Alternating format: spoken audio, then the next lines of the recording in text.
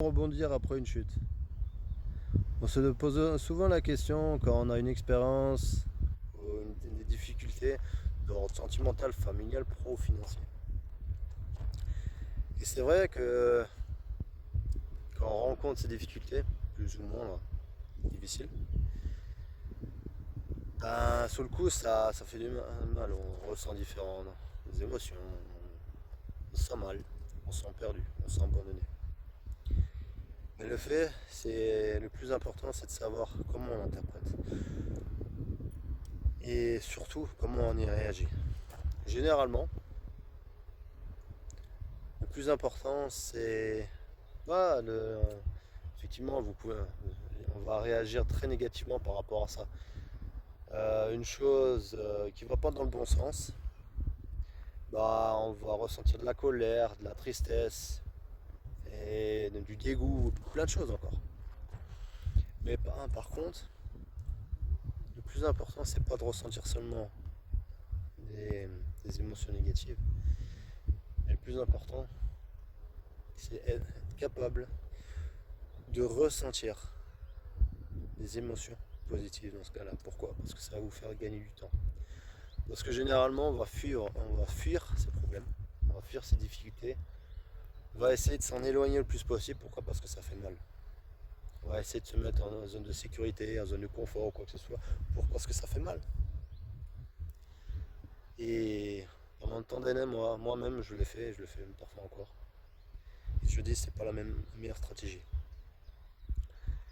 Et ce conseil, ce que j'aimerais vous dire, c'est affronter vos problèmes le plus rapidement possible. Il y a des fois où c'est vraiment pas évident. Ça, je vous dis pas le contraire. Mais affrontez-les de face et vous gagnerez du temps. Mais en plus, vous en sortirez les bénéfices en plus. Et pas seulement l'expérience que vous allez en vivre, vous en prendrez connaissance effectivement. Mais au fur et à mesure des jours, des semaines et des mois à venir, vous en prendrez conscience de ce que ça là, vous aura apporté. Donc voilà. Parce que je prends l'exemple, vous tombez par terre, vous vous relevez, vous savez que quand vous êtes tombé par terre, ça fait mal. Donc la prochaine fois, vous marcherez correctement, vous ferez attention pour ne pas tomber. Là, c'est exactement la même chose. Et que ça soit dans tous les domaines de notre vie, plus on va se faire mal, plus ça, parce que chaque fois on se relie à une expérience passée. Et on a peur, ce sentiment de peur nous fait mal. Et c'est pourquoi le fait d'affronter notre peur va nous rendre beaucoup plus forts, beaucoup plus d'avoir plus d'argent ou quoi que ce soit. Mais surtout, euh, ce que je dirais par rapport à ça, va vous approcher plus vers vos projets, vos rêves ou quoi que ce soit, et de perdre moins de temps à, à procrastiner ou autre chose, ou trouver des excuses, ou voilà, parce que généralement, par rapport à ça,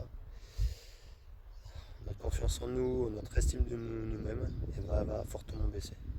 Et c'est pourquoi dans ces moments-là, prendre du temps pour soi, s'accorder du temps, se donner de l'amour, se donner de la confiance, remonter sa confiance, redonner de l'estime et prouver vraiment qu'on a de la valeur, ça va vous aider pour la suite et vous aider surtout pour réaliser vos rêves et vos projets de vie. Donc voilà. Je vous souhaite une très belle journée.